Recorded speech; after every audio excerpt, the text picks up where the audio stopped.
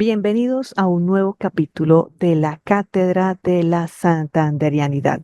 Continuamos con el módulo número 2, dedicado a uno de los personajes increíbles de nuestra historia santanderiana, y es la vida de José Antonio Galán, un valiente líder comunero que se convirtió en un símbolo de lucha por la justicia, por la libertad.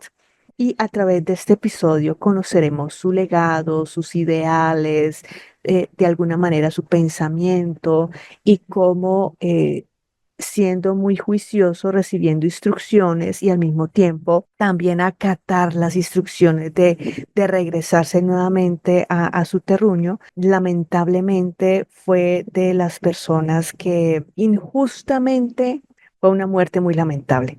Bienvenidos a nuestro capítulo de José Antonio Galán. Entonces, dentro de los libros que hablan es que no hablan de la fecha de nacimiento, primer punto. No fue posible encontrar la fecha de nacimiento. Entonces es hijo de español, pero también este español se casó con una plebeya, con una mulata, entonces o mestiza, y por eso algunos personajes dicen que es un hombre cenizo, que es un hombre moreno. Bueno, hasta eso, ¿no? Hay diferentes autores que se expresan muy despectivamente, entonces uno dice, uy, no, pero es que ya se les pasó la mano. Bien, ¿qué dice José Antonio Galán? Yo tomé en cuenta por aquí unos relatos, porque, como les decía, son varios autores, son diferentes puntos de vista, son con diferentes emociones, sentimientos. Hay algunos que hablan para bien, hay otros que es lo peor que le ha podido pasar al país.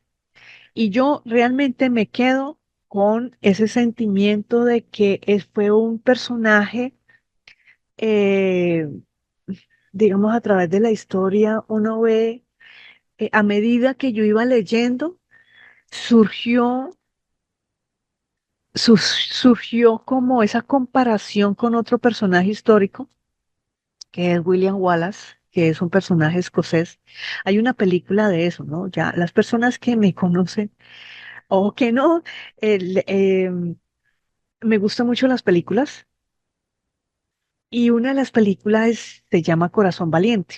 Entonces, a medida que yo iba leyendo acerca de José Antonio, este hombre se me hizo muy parecido a ese fenómeno de histórico que hay en Escocia con William Wallace. Entonces, es un personaje que él lo que quería era simplemente déjenlo trabajar en el campo. Entonces, bueno, voy a resumir así como rápidamente ese antes de la revolución y el después de la revolución. Bueno, después de la revolución es que ya sabemos qué le pasó, pero bueno, pero vamos por partes. ¿Quién es José Antonio Galán? Primero, nació en Charalá. De ese nicho familiar estuvo conformado por 8 hermanos, y él muy a la edad de 19 años se casó. Y él lo que quería era un simple campesino que quería pues labrar sacar adelante sus cosechas, sacar adelante sus hijos, porque se dice que tuvo 2 hijos. Pero por esas cosas de la vida, él fue reclutado y fue enviado al regimiento de Cartagena. Recibió inducción militar español. Tal vez el régimen, tal vez el clima, tal vez el maltrato, tal vez muchas cosas pudo pasar de tal manera que él desertó. En aquella época, desertar del ejército, yo creo que hoy en día también, ¿no? Uno se sale del ejército, pues esto es motivo de muerte, ¿no?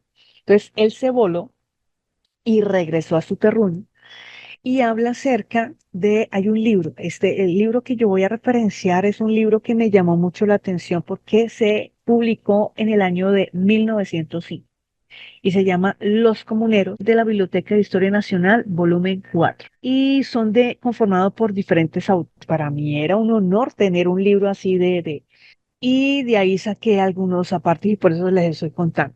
José Antonio, desertó del ejército, llegó nuevamente a Charalá a continuar con su familia, seguir adelante con su familia. Obviamente recibió la noticia sobre sobre los impuestos, obviamente también estaba molesto. Digamos, alguien lo descubrió y le dijo, oiga, ¿usted por qué no se une a la causa? Recordemos que primero de los municipios que se levantaron un año anterior, fue primero Simacota, luego le siguió Mogotes y por último está Charalá. Y luego le siguieron otros más. Entonces, ahí en ese momento en que se hace ese levantamiento en Charalá, pues ahí estaba él. Pero el día más de verdad, el polvorín que me encanta cómo lo describe en capitulaciones de Zipaquirá es el 30 de marzo. Realmente ese día es el que debería ser la conmemoración.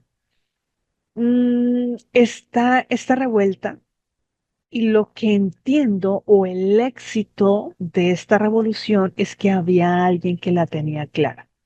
En un momento de revolución sí es necesario saber cómo organizar una revuelta. ¿Quiénes son los líderes? Por eso aquí Juan Francisco Bermeo asume el liderazgo y ese liderazgo es que tiene esa habilidad para poder asignar funciones en sus capitanes y uno de sus capitanes era José Antonio Galán, quien tenía a su mando a los socorreños, o sea, a la parroquia, a la villa del Socorro, ahí estaba comandado. Era quien llevaba la batuta, José Antonio Galán, y tenía unas instrucciones muy claras. Todos tenían ir a Santa Fe, pero en Santa Fe ya sabemos que no llegaron a Santa Fe, sino que más bien el punto de encuentro llegaron a Nemocón. Pero estando en Nemocón, Bermeo se entera que Juan Francisco Gutiérrez de Piñeres, digamos, cuando se enteró que esta revolución, su misión era llegar hasta Santa Fe, Bogotá, lo que hizo él fue empacar y, e irse hacia Honda. Entonces, como esto el tema de del espionaje, una de las cosas que yo admiro de verdad de lo que he leído es el tema del espionaje. Esta red de comunicación es una cosa increíble porque así como los españoles se mandan todos los días, yo creo que cada hora y estaban enviando una carta, porque la cantidad de cartas que iban y venían, tanto del uno como del otro, y aparte de eso, o súmele el tema de los espías, pues esto era aquí una red de comunicación increíble. Entonces, eso yo admiro mucho de la época y con esa información de las cartas es que se ha podido construir estos libros de investigación, estos trabajos de investigación.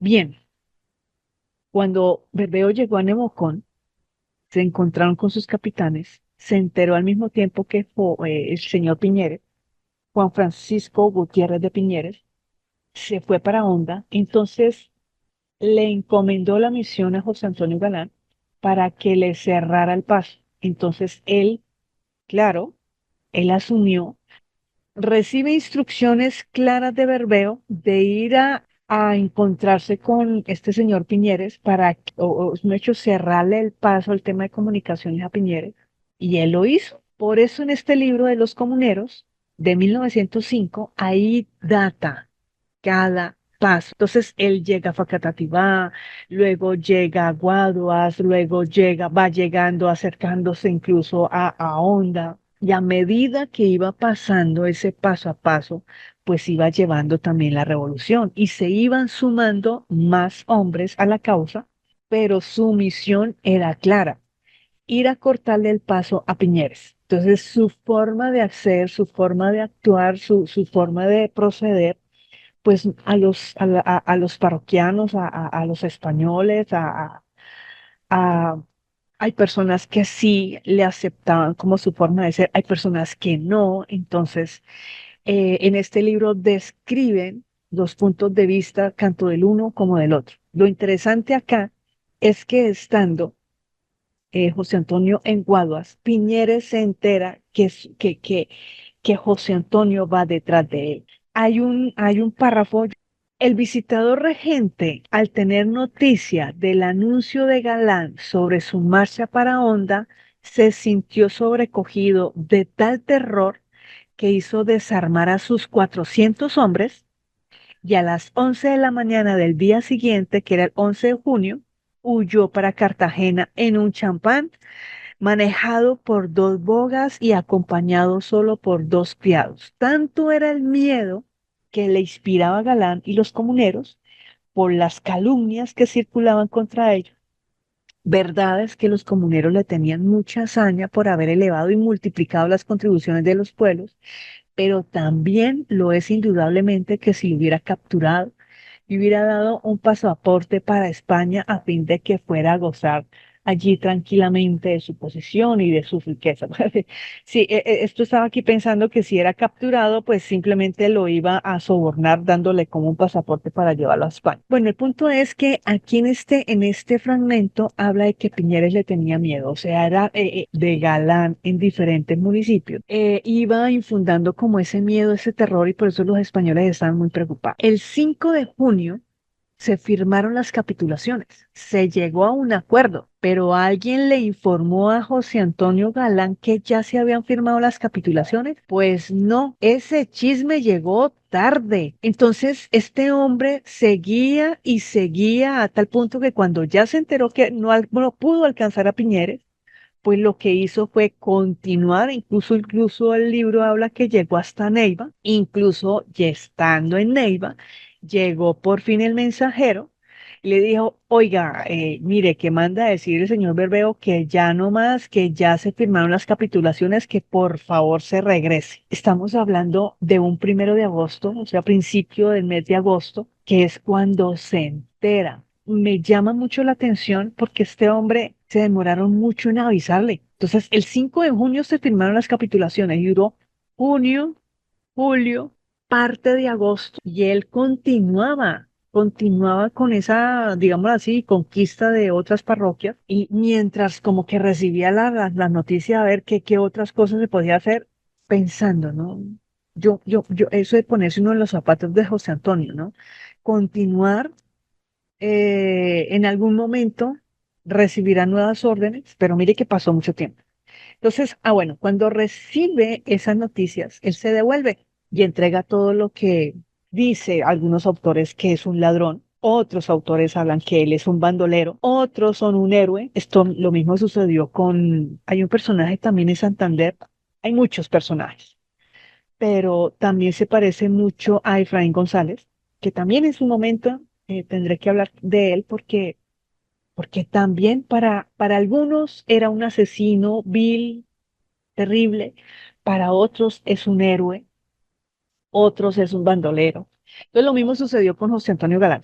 En este libro hay diferentes autores donde hablan, hay diferentes versiones, pero yo me quedo con la versión en que, bueno, recibí órdenes de Berbeo, pues entonces ahora sí me voy para mi casa, voy para mi familia, voy a seguir con mi trabajo, lejos de imaginarse que tenía orden de captura, lejos de imaginarse. O sea, este hombre no le informaron que tenía orden de captura, curioso. Sin embargo, cuando él comienza a regresar, hay un punto en que llega a Chiquinquirá, ya a principios del mes de octubre. Es ahí donde se entera que tiene orden de captura y entonces el alcalde del momento quiere capturarlo y le dice, bueno, aquí estoy. ¿Por qué me quiere capturar? No fue capaz. Ese alcalde y su comitiva no fue capaz y el otro pues simplemente continuó. Ese continuo es que llegó a Charalá, ahí es donde yo le perdí el rastro porque en el libro no lo cuenta muy bien, pero a finales del mes de octubre es capturado. Ya aquí tengo unos nombres, es capturado también junto con Lorenzo Alcantús, con Manuel Ortiz y con Isidro Molina. Fue capturado en el municipio de Onzaga.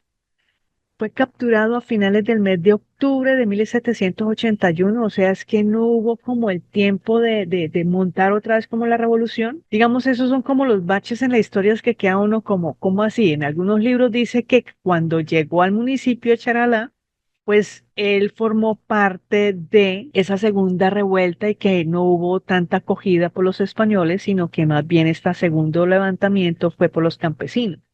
Pero es que hay otros autores que dicen, no, es que este hombre se quería era quedar en la finca y quería continuar con su familia y sus hijos. Si ve ese bache ahí en el mes de octubre, las fechas no son muy claras, pero yo me quedo entonces con la versión con que alguien dio como ya sé dónde está, captúralo allá. Se le atribuye mucho a uno de los que conformaban la Junta Suprema de la Revolución, que es Salvador Plata, quien lo delató, que estaba en un saga fue capturado y el 30 de enero de 1782 recibe una condena brutal. Es condenado. Y por eso es que también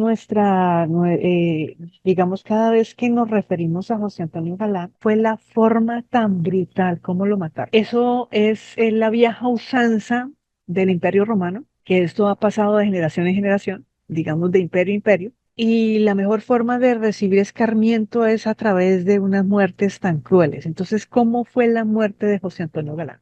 Es el 1 de febrero.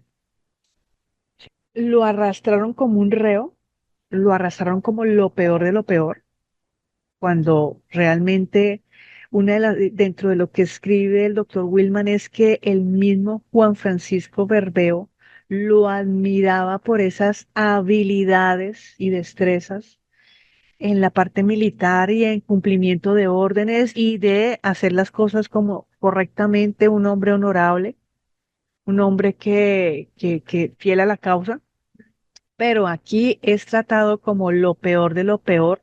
Fue llevado a la horca, lo ahorcaron, le quitaron la cabeza, le quitaron los brazos, las piernas, el tronco lo quemaron, la cabeza fue enviada al municipio de Guaduas, la mano o el brazo derecho fue a parar al Socorro, el brazo izquierdo fue a parar a San Gil, el pie derecho a Charalá, el pie izquierdo a Mogotes. Yo cuando leí este pedacito uno dice, Dios mío, esto sí es ser uno cruel en la vida. Imagínense ustedes, ¿no? Yo apenas pensé, dije, bueno, ¿y cómo se lleva una cosa de esas desde Santa Fe de Bogotá hasta estas localidades? ¿Será que fue en una caja de madera? ¿Será que fue en una caja de vidrio? ¿Será que fue en una mochila, en un zurrón? ¿En qué? ¿Cómo llegó eso? Ya sabemos que cuando de Santa Fe de Bogotá hasta los municipios, pues eso se va pudriendo. ¿Cómo llegó eso a los municipios? ¿Cómo eso se presentó así como cuando, eh, no sé cómo expresarlo, pero son preguntas que me surgen. ¿Cómo llegó y cómo lo expusieron? Porque esto es un símbolo de escarmiento. Esto es para decir, imagínense ustedes que llega el brazo derecho al Socorro, a la plaza principal, y lo exponen al público, y queda ya al público, así como cuando ensartan un pedazo de carne de vaca, lo ensartan en un gancho, y a la vista del público se hace la lectura de la sentencia de muerte y de cómo se ejecutó y cómo fue que se dio orden. Sí, este tipo de acciones era para que la población sintiera miedo que si vuelve a haber una nueva revuelta, eso es lo que le va a pasar. Realmente esto da escalofrío. Es de las muertes más sangrientas, más viles, más injustas de nuestra historia santandereana. Y que por eso en Charalá es donde se vive más, yo creo que en otros municipios también. Hablo aquí por Charalá porque es que era un hijo de Charalá y esto duele que le hayan matado un hijo y más de esta forma tan cruel. Bien, esto era lo que quería como compartir, investigar sobre José Antonio Galán y empezar a construir ese orden cronológico y qué fue lo que pasó para poder esclarecer la verdad. Hay un autor en el mismo libro que habla que el tipo era muy honorable, muy correcto, nunca mató a nadie, nunca robó nada, cosa que hay otras versiones en que sí lo fue. Entonces yo me quedo con la versión de que sí, no era una persona tan cruel. O sea, no, él era en su mente el tema de la revolución, de que no estamos de acuerdo con los impuestos, tenemos que hacer algo. Esos baches en la historia le dieron la orden de regresar. Hay otras versiones que sí aceptó las órdenes de Berbeo, por eso él se regresó. en su mente quería quedarse con la familia. Algo pasó y ese algo pasó, como en algunas cosas que ocurren en nuestra historia, es que se convirtió en el chivo expiatorio. Alguien tocaba matar. Alguien tenía que pagar por todo lo que se hizo. Esto es casi como un hecho vengativo por parte del régimen español. Alguien tenía que seleccionar. En este caso no solamente fue él, sino también fue Lorenzo Alcantús, Manuel Ortiz, Isidro Molina, que también recibieron ese escarmiento tan cruel. A alguien le echaron la culpa y en este caso fueron a estos cuatro personajes. Eso ocurre en nuestra historia. Esto no es de hace 200 años. Esto ocurre en la actualidad. La reflexión es, ¿y cuántos más muertos tiene que haber para que tomemos conciencia que la violencia no nos lleva hacia ningún lado, que las decisiones hay que asumirlas con responsabilidad? No simplemente es buscar un chivo expiatorio y recaerle todo el peso de la justicia y en fin, sino, oiga, actuemos bien. ¿Cuántos inocentes han caído por esas decisiones? ¿Cuántos inocentes de nuestra población santandereana han sido juzgados injustamente, han sido masacrados injustamente? Esa es como el aprendizaje de lo que es José Antonio Galán, que mire que eso pasó hace mucho tiempo, pero que en la actualidad aún sigue ocurriendo. Es triste, es lamentable que se continúe con esa estrategia de a alguien hay que echarle la culpa. Alguien tiene que pagar los platos rotos.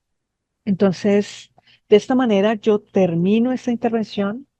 Muchas gracias por llegar hasta el final. Mil gracias por escucharme.